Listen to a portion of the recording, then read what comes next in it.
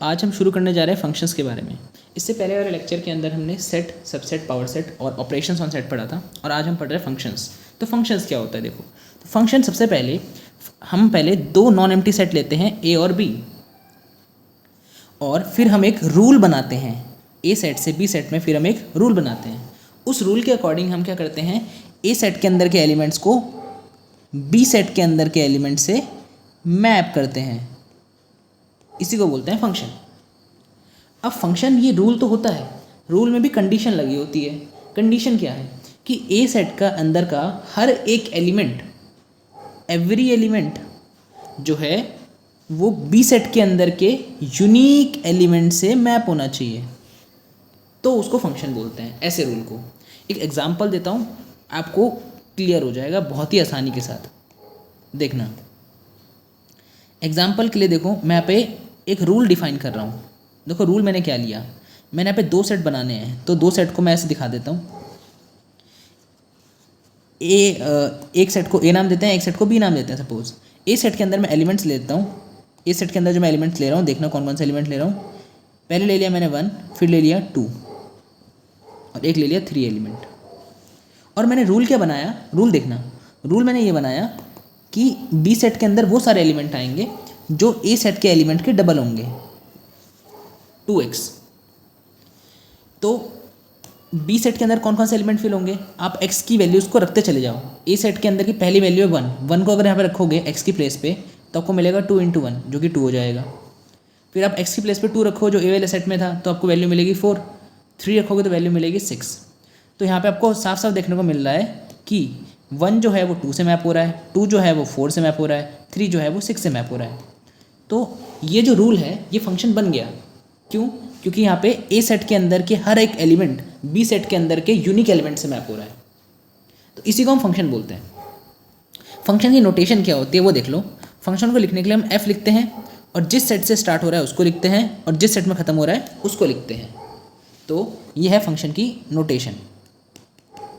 तो यहाँ पे अगर मेरे को फंक्शन लिखना हो तो यहाँ पे फंक्शन भी मैं ऐसे लिखूँगा, F such that A set से बी सेट में है।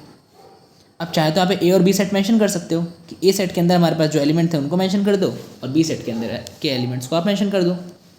अच्छा, इसके बाद आप डेफिनेशन भी ज़रूर पढ़ लेना कि let A and B be two non empty sets. Let A and B are two non empty sets, दो नॉन एम्प्टी सेट होने चाहिए। तो a rule by which every element of set A is assigned to some unique element of set B। एक rule होता है जिसके अंदर A set का हर एक एलिमेंट B सेट के यूनिक एलिमेंट से मैप होता है। सिंबल जो होता है इसका denoted by F A to B। अच्छा, अब कुछ ऑब्जर्वेशन देख लेते हैं। ऑब्जर्वेशन से हमें मज़ा आएगा पढ़ने में। देखना, पहली ऑब्जर्वेशन क्या है हमारे पास। फर्स्ट ऑब्जर्वेशन ये है हमारे पास कि जो टर्म्स या एलिमेंट्स होते हैं, देखो जो पहला वाला सेट हमने ए सेट लिया इसको हम डोमेन बोलते हैं, और जो सेकंड वाला सेट अपने बी लिया इसको कोडोमेन बोलते हैं। और the set of elements in B which are assigned to elements of A, इसको हम बोलते हैं रेंज ऑफ एफ। तो ए सेट के अंदर के एलिमेंट्स जिन एलिमेंट से मैप हो रहे हैं, तो बी सेट के अंदर के उन एलिमेंट्स को हम बोलते हैं रेंज ऑफ दैट सेट। तो यहाँ पे अगर आप बी सेट के अंदर देखो तो 3 एलिमेंट्स हमारे पास हैं, 2, 4 और 6। बी सेट के अंदर हमारे पास कितने एलिमेंट हैं, 2, 4 और 6। तो ये 2, 4 और 6 जो है इसी को बोलते हैं, ये बन जाता है रेंज ऑफ फंक्शन। तो पहले वाले सेट को डोमेन सेट बोलते हैं, जिस सेट में वो जा रहा है उसको कोडोमेन वाला सेट बोलते हैं, और जिन एलिमेंट्स पे वो मैप हो रहा है उसका आप एक सेट बना लो, उनको बोला जाता है range of the set F, range of the function F. दूसरी बात, मैंने यहाँ पे एक पॉइंट लिख दी है कि जो फंक्शन होता है, फंक्शन की वैल्यू जो ए पर होती है वो हमेशा बी का सबसेट होती है। ये सिंबल सबसेट का है। तो F A is a subset of B. F A हमारे पास क्या है, एफ ए होती है रेंज ऑफ दैट फंक्शन, वो हमेशा कोडोमेन का सबसेट होता है। नेक्स्ट पॉइंट है, if x belongs to a is assigned to y belongs to b, then we write y equal to fx। अगर x एलिमेंट हमारे पास a सेट से हमारे पास x एलिमेंट आ रहा है और b सेट से हमारे पास y एलिमेंट आ रहा है, तो हम लिखते हैं y इक्वल टू fx। ऐसे इसको डिनोट करते हैं। और हम ये भी बोलते हैं एंड वी से y is the image of x under the function f। जो y होगा, जो वैल्यूज़ होंगी उसको बोलते हैं image of the function under f। तो b वाले सेट के अंदर ये जो 2 और 4 और 6 हमने लिखा है, यहाँ पे 2 लिखा है, 4 लिखा है, 6 लिखा है, इन्हीं को बोलते हैं हम लोग इमेज। तो 1 की इमेज कौन है 2, 2 की इमेज कौन है 4, 3 की इमेज कौन है 6। तो जो एलिमेंट कोडोमेन वाले सेट में होते हैं उनको इमेज बोलते हैं डोमेन वाले सेट के एलिमेंट्स की। नेक्स्ट पॉइंट, मतलब इसी पॉइंट में आगे क्या लिखा है हमारे हमने, and x is a pre image of y under f। और जो x होगा उसको हम बोलेंगे y की प्री इमेज, y को बोलते हैं इमेज ऑफ x, और जो x होगा उसको बोलते हैं pre image of y। Next point देखना, let y is a subset of b and we define f inverse y। ये पॉइंट इंपॉर्टेंट है, ये पॉइंट हमने इससे पहले नहीं पढ़ा, मतलब इससे पहले आपने अगर कभी अपने फंक्शंस पढ़ा होगा तो उसके अंदर ये आपने डायरेक्टली नहीं देखा होगा एज सच। तो यहाँ पे देखना इंपॉर्टेंट पॉइंट है कि लेट सपोज कर लेते हैं कि y जो है वो b का सबसेट है। तो अगर हम एक set f inverse y define करें, ध्यान से देखना, आपने एक b सेट लेना है। तो पहले मैं आपको एक एग्जांपल लेके बताता हूँ। देखो सपोज आपने यहाँ पे 2 सेट लिया, एक सेट a एक सेट b, और आप a से b में रूल डिफाइन कर रहे हो। तो आपने इस b वाले सेट के अंदर एक y सबसेट ले लेना है, b सेट के अंदर एक y सबसेट ले लेना है। तो y is subset of b। फिर हम एक सेट बनाते हैं f इनवर्स y नाम का, जिनके अंदर वो एलिमेंट्स a सेट के आते हैं जिनकी इमेज y सेट में बिलोंग करती हैं, और इसको लिखते हैं x belongs to a such that fx belongs to y। तो इस सेट को हम बोलते हैं the set of pre images of y। ये y सेट की प्री इमेजेस का सेट है। ये सेट इंपॉर्टेंट होता है, क्यों? क्योंकि इसी की हेल्प से हम अभी देखना यहाँ पे हम फंक्शन की डेफिनेशन भी रीडिफाइन करेंगे। तो इसी को जो मैंने अभी एग्जांपल बताया अभी थोड़ा समझ में नहीं आया होगा, तो इसके लिए मैं एक प्रॉपर एग्जांपल ले लेता हूँ जो मैंने नीचे यहाँ पे लिख रखा है, उसको देख लेते हैं फटाफट से। तो देखो एग्जांपल के तौर पर क्या लेना है, एग्जांपल के लिए मैंने देखो यहाँ पे 2 सेट कंसिडर करे हैं, ए सेट और बी सेट। ए सेट के अंदर मैंने 1 से लेकर 5 तक के एलिमेंट लिखे हैं, बी सेट के अंदर मैंने ए से लेकर ई तक के एलिमेंट लिखे हैं। अब मैंने बोला आपको एक काम करो, आप पहले बी का सबसेट ले लो।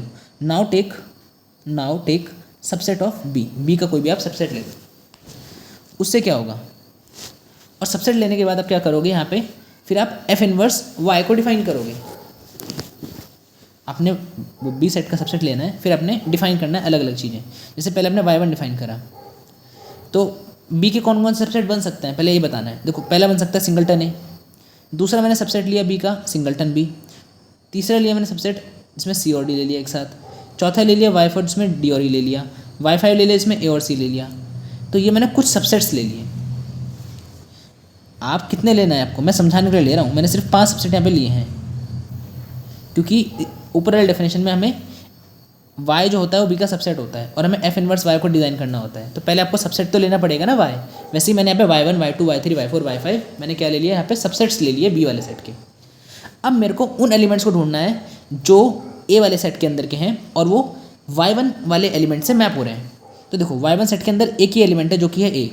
तो आप ये देखो कि a वाले सेट के अंदर कितने ऐसे एलिमेंट्स हैं जो a से मैप हो रहे हैं।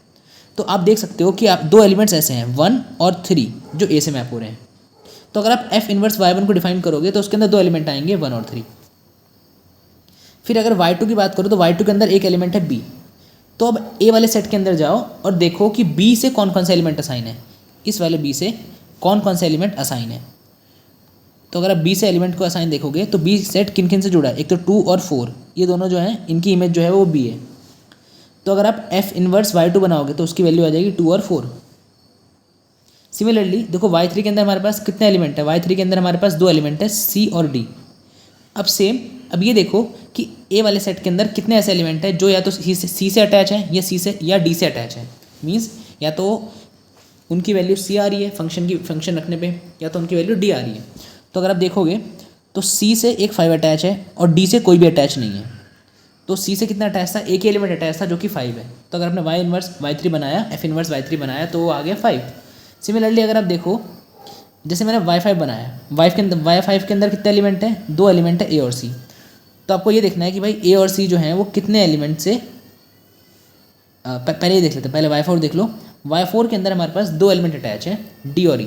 तो d और e से कितने ऐसे एलिमेंट है जो d और e से अटैच हो रखे हैं वो बताओ मेरे को पहले। तो अगर आप देखो तो d ये रहा e ये रहा, तो d और e से कोई एलिमेंट अटैच है यहाँ से, नहीं, कहीं भी एरो नहीं जा रहा डी और ई के लिए, मतलब डी और ई से कोई भी एलिमेंट अटैच नहीं है। तो अगर आप एफ इनवर्स वाई को फॉर्म करोगे तो वो एम्प्टी सेट आएगा फाई।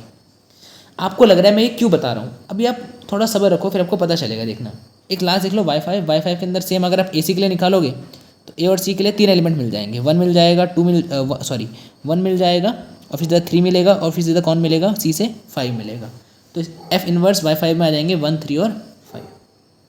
अब देखना क्या, पहले एक नोट लगा देता हूँ। देखो क्या कि अगर आप कोई भी फंक्शन एफ ले लो ए से लेकर बी तक, और वाई जो है वो बी का सबसेट हो जाए, तो जो आप एफ इनवर्स वाई यहाँ पे कंस्ट्रक्ट कर रहे हो ना, यहाँ पे F inverse Y, F inverse Y two, F inverse Y three, ये हमेशा मीनिंगफुल होगा।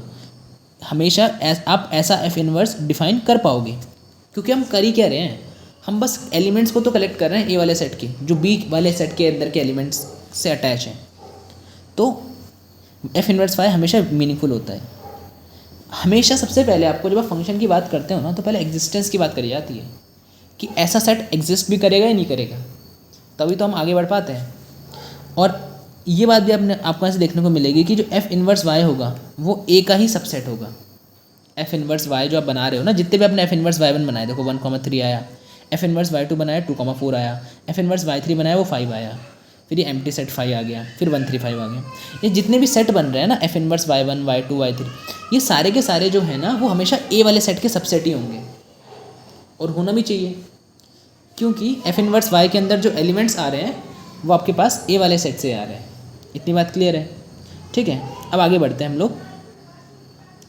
नेक्स्ट अब देखते हैं टाइप्स ऑफ फंक्शन। जो हमने ऊपर डेफिनेशन पढ़ी ना, इसका यूज़ देखो फंक्शंस में पढ़ेंगे। तो सबसे पहला अब है types of function. Types of function में सबसे पहला फंक्शन होता है इंजेक्टिव फंक्शन। इंजेक्टिव फंक्शन को हम एक और नाम से जानते हैं, इसको हम बोलते हैं 1-1 फंक्शन। तो as name suggest 1-1 function, 1-1 function का मतलब क्या होता है कि ए सेट का अंदर का, देखो फंक्शन तो पता है ना, फंक्शन एक रूल होता है जो दो नॉन एम्प्टी सेट ए और बी में डिफाइन होता है। एक रूल जो ए और बी दो नॉन एम्प्टी सेट में डिफाइन होता है, जो ए के अंदर के हर एक एलिमेंट को बी वाले सेट के अंदर के एलिमेंट के यूनिक एलिमेंट से मैप करता है। तो अगर ए वाले सेट के अंदर का हर एक एलिमेंट बी वाले सेट के अंदर के हर एक एलिमेंट को सिर्फ एक ही एलिमेंट से अटैच हो, अगर ए वाले सेट के अंदर का हर एक एलिमेंट बी वाले सेट के अंदर के सिर्फ एक ही एलिमेंट से अटैच हो, तो ऐसे फंक्शन को 1-1 बोला जाता है। मतलब आपको ऐसा नहीं देखने को मिलेगा कि ए वाले सेट के अंदर दो एलिमेंट्स की सेम इमेज आ रही हो, मतलब दो एलिमेंट्स सेम ही जगह अटैच हो रहे हो, ऐसा 1-1 फंक्शन में नहीं होता है। 1-1 मतलब क्या, एक एलिमेंट्स एक से अटैच हो, कोई भी दो एलिमेंट्स सिंगल एलिमेंट से अटैच नहीं होने वाले। तो अगर आप ऐसे दो बनाओगे सेट जिसमें ए और बी लिखोगे, और यहाँ पर अगर आपने 3 एलिमेंट्स बनाए, तो ऐसा कभी देखने को नहीं मिलेगा कि आप यहाँ पे पहले एलिमेंट को भी फर्स्ट से मैप कर दो, दूसरे को भी फर्स्ट से मैप कर दो। तो ये फंक्शन 1-1 नहीं रहेगा। 1-1 का मतलब सिंगल एलिमेंट सिंगल से अटैच हो। अच्छा, इसके बाद अब डेफिनेशन पे जाते हैं। इसकी डेफिनेशन ये बोलती है कि कोई भी फंक्शन 1-1 होता है कब, अगर F A equal to F B imply A equal to B. अगर दो एलिमेंट की इमेजेस इक्वल है तो उन एलिमेंट्स को भी इक्वल होना पड़ेगा। अगर ऐसा हो रहा है तो फंक्शन को 1-1 कहा जाता है, कि दो एलिमेंट की अगर इमेजेस इक्वल हो रही हैं तो उन एलिमेंट्स को भी इक्वल होना पड़ेगा। तो ये तरीका होता है 1-1 फंक्शन शो करने का। तो अब दो फंक्शन अगर आप यहाँ पे लो, ए और बी सेट ले लिया, ए सेट के अंदर एलिमेंट आप ले लो 1, 2, 3, और बी सेट के अंदर ले लो 3, 4, 5।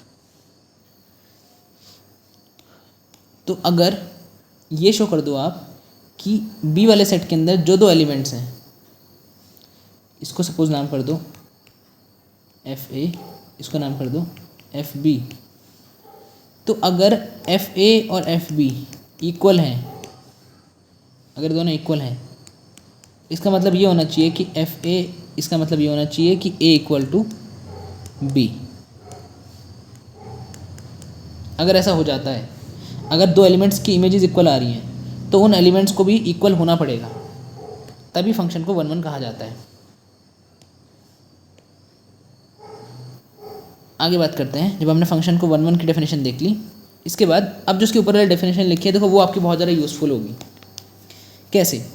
सपोज इसको देखना, सपोज अगर f एक फंक्शन है a से लेकर b में, तो आप b सेट के अंदर के सारे स्मॉल b एलिमेंट को कलेक्ट करो, कोडोमेन वाले सेट के एलिमेंट अंदर के एलिमेंट्स को कलेक्ट करो। अगर आपने y सेट बनाया और वो b आया, y सेट जो है वो b आया, तो अगर f इनवर्स y और f इनवर्स b दोनों इक्वल हो गए, ये तभी होना चाहिए इज़ ईदर सिंगलटन और एम्प्टी। या तो वो सिंगलटन सेट होना चाहिए आपके पास जो आपने डिफाइन करा है यहाँ पे f इनवर्स y और f इनवर्स b, या तो एम्प्टी सेट होना चाहिए। अगर ऐसा हो जाता है तो फंक्शन को तब इंजेक्टिव कहा जाता है। मतलब अगर आप इन्वर्स इमेजेस का सेट बनाओ, और f इनवर्स y और f इनवर्स b को इक्वल हो जाए, अगर f इनवर्स y और f इनवर्स b इक्वल हो जाएं, तो उस सेट को या तो सिंगलटन होना पड़ेगा या तो एम्प्टी होना पड़ेगा, तभी वो जो फंक्शन है वो वन वन फंक्शन कहलाएगा। तो हमने जो ऊपर इन्वर्स इमेजेस पढ़ी थी ना निकालने का set f inverse y f inverse 2, अगर ये जो सेट हम बना रहे हैं अगर ये सिंगलटन सेट आए, जैसे यहाँ पे सिंगलटन आ गया 5, ये एम्प्टी भी आ सकता है, अगर ऐसा हर एलिमेंट के लिए ट्रू हो रहा है तो ये फंक्शन जो होगा वो इंजेक्टिव फंक्शन कहलाएगा। तो हमने जो फंक्शन बनाया था वो इंजेक्टिव फंक्शन नहीं था। क्यों? क्योंकि उसके अंदर देखो y2 की इमेज जो आ रही थी वो 2,4 आ रही थी, y5 की इमेज जो आ रही थी वो 1,3,5 आ रही थी, तो ये फंक्शन हमारे पास 1,1 नहीं है। एग्जाम्पल के लिए देखो मैंने यहाँ पे नीचे लिखा, मैंने यहाँ पे एग्जाम्पल लिया, इसको देखो। एग्जाम्पल के लिए मैंने 2 सेट बनाए, a से लेकर b में मैंने एक रूल डिफाइन करा जिसमें मैंने a को 1 से कनेक्ट करा, b को 2 से कनेक्ट करा, c को 2 से करा, d को 3 से करा, e को 4 से करा। अब ये हमें चेक करना है कि फंक्शन 1,1 है या नहीं है। तो अगर यहाँ पे मैं ध्यान से देखूँ तो देखो वैसे तो b और c ये दोनों जो हैं वो 2 से कनेक्ट हो रहे हैं, तो हमें डायरेक्टली देख के भी पता चल रहा है, मैप देख के, कि भाई ये फंक्शन 1,1 नहीं है। 1,1 में b को भी किसी सिंगल एलिमेंट से मैप होना चाहिए था और c को भी किसी सिंगल एलिमेंट से मैप होना चाहिए था। कोई भी 2 एलिमेंट सेम जगह मैप नहीं कर सकते। दूसरा जो हमने फर्स्ट डेफिनेशन पढ़ी उसकी हेल्प से क्लियर करना, अगर मैं यहाँ पे f इनवर्स 2 को क्रिएट करूँ, f इनवर्स 2 मैंने क्या बताया, f इनवर्स 2 में उन एलिमेंट्स को लेना है a वाले सेट के जो 2 से कनेक्टेड हैं। तो 2 एलिमेंट ऐसे हैं ना जो 2 से कनेक्टेड हैं, एक तो b है एक c है, तो f इनवर्स 2 जो बनेगा वो बनेगा b और c। और ये जो सेट बना है ये ना ही सिंगलटन है और ना ही एम्प्टी है। सिंगलटन इसलिए नहीं है क्योंकि इसमें 2 एलिमेंट हैं, एम्प्टी भी नहीं है क्योंकि इसके अंदर एलिमेंट्स हैं। तो ये जो सेट है ये ना ही सिंगलटन है ना ही एम्प्टी है। इस वजह से ये जो हमारे पास हमने जो बनाया है ये फंक्शन 1,1 नहीं हुआ। 1,1 में या तो सिंगलटन होना चाहिए या तो एम्प्टी होना चाहिए, इसका इन्वर्स इमेज का सेट, जो कि यहाँ पे पॉसिबल नहीं हो पा रहा है। तो मतलब फंक्शन ये इंजेक्टिव फंक्शन नहीं है, 1,1 फंक्शन नहीं। आई होप इतना क्लियर हो गया। अब आगे बढ़ रहे हैं सेकेंड टाइप के फंक्शन पे, जो कि होता है सर्जेक्टिव फंक्शन, या इसको बोला जाता है ऑन टू फंक्शंस। क्या होता है ये? तो एक फंक्शन है f जो a से लेकर b में डिफाइन है। इस फंक्शन को ऑन टू बोला जाता है अगर if every element of b has at least one pre image, अगर b के अंदर के हर एक एलिमेंट की कम से कम एक प्री इमेज तो आनी चाहिए, तो ऐसे फंक्शन को ऑन टू फंक्शन कहा जाता है। तो इसके लिए भी एग्जांपल देखो। एग्जांपल के लिए आप 2 सेट को कंस्ट्रक्ट करो और यहाँ पे आप एलिमेंट्स पिक करना स्टार्ट करो। देखो मैं एलिमेंट्स को नाम नहीं कर रहा, एलिमेंट्स कुछ भी हो सकते हैं और कितने भी हो सकते हैं। तो देखो मैंने यहाँ पे एक फंक्शन बना दिया a से लेकर b में, f एक फंक्शन है a से लेकर b में, और देखो कैसे काम कर रहा है ये, मैं ये भी डिफाइन कर देता हूँ। तो देखो ये फर्स्ट को इससे कनेक्ट कर रहा है, सेकंड को इससे कनेक्ट कर रहा है, थर्ड को इससे कनेक्ट कर रहा है, और बस इतना काम कर रहा है। ये जो फोर्थ वाला हमने डॉट बनाया ये अकेला ही छूट गया, यहाँ पे देखना, इससे कोई कनेक्ट नहीं हो रहा। तो हमें चेक करना है ये जो हमने फंक्शन यहाँ पे ड्रॉ करा है with the help of that, इसको आप बोल सकते हो कि भाई डोमेन कोडोमेन वाला डायग्राम होता है। तो इस डायग्राम की हेल्प से आप बता सकते हो कि जो हमने फंक्शन f डिफाइन करा है फंक्शन 1,1 है कि ऑन टू है, मतलब सॉरी ऑन टू है या नहीं है, कैसे पता करें। तो आप बस ये देख लो कि b के अंदर का हर एक एलिमेंट कि कम से कम एटलीस्ट 1 प्री इमेज होनी चाहिए। बी के अंदर के हर एलिमेंट की, देखो बी के अंदर 4 एलिमेंट है ना, तो जितने भी एलिमेंट है उन सब के में से उन सब की कम से कम एटलीस्ट 1 प्री इमेज होनी चाहिए, एक तो होनी चाहिए एवरी एलिमेंट की। तो यहाँ पे एवरी एलिमेंट में ये बी वाला एलिमेंट भी आता है जो किसी से मैप नहीं हो रखा, इसकी तो कोई प्री इमेज नहीं मिल रही ना आपको ए वाले सेट के अंदर, नहीं मिल रही है, तो इस वजह से फंक्शन ऑन टू नहीं होगा, क्योंकि बी के अंदर एक ऐसा एलिमेंट हमें मिल गया जिसकी प्री इमेज नहीं मिल पा रही, पर यहाँ पे ये बोलना है कि एवरी एलिमेंट की मिलनी चाहिए, तो हेंस ये फंक्शन जो मैंने बनाया एफ, ये फंक्शन ऑन टू तो नहीं है, ये बात तो यहाँ पे कंफर्म हो गई। अभी देखो हम रैंडम एग्जांपल्स पे काम कर रहे हैं, जब अच्छे एग्जांपल्स लेंगे तो उस वहाँ से भी ये चीज़ें क्लियर होती रहेंगी। अच्छा, इसका एक और छोटा वर्जन देखो क्या, कि for all B belongs to B, जितने भी आपने स्मॉल बी कलेक्ट करे हैं, जितने भी आप बी ले रहे हो, जितने भी आप कोडोमेन वाले सेट के अंदर के एलिमेंट्स ले रहे हो,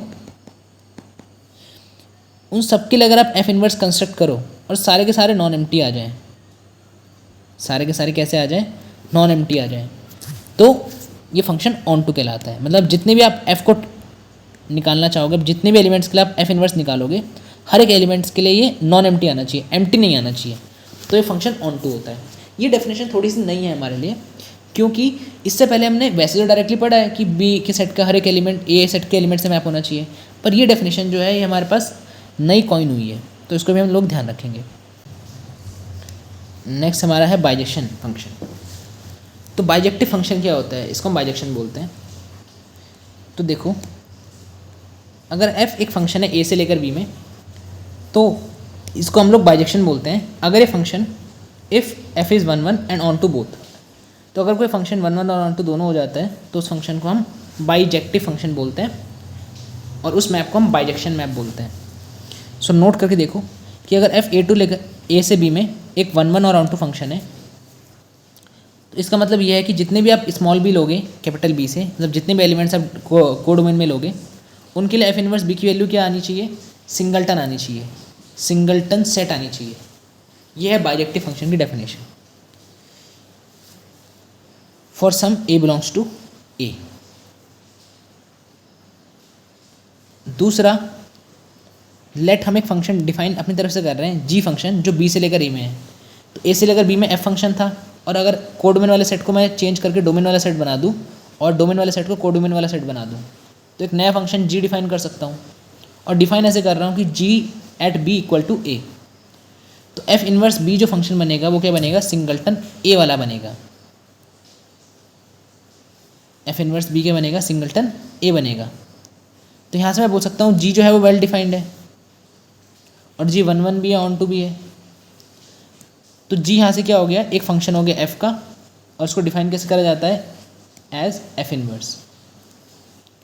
तो अगर ए से लेकर बी में कोई भी फंक्शन था, तो मैं अगर बी से लेकर ए में एक अलग फंक्शन डिफाइन करूँ, और डिफाइन ऐसे करूँ कि भाई उस फंक्शन की बी पे वैल्यू ए आ जाए, तो ऐसे फंक्शन, ये फंक्शन वेल डिफाइन होगा, मैप, ये मैप वेल डिफाइन होगा, और इसी को हम बोलते हैं, इसी को डिनोट करते हैं एफ इनवर्स से, इनवर्स फंक्शन ऑफ एफ।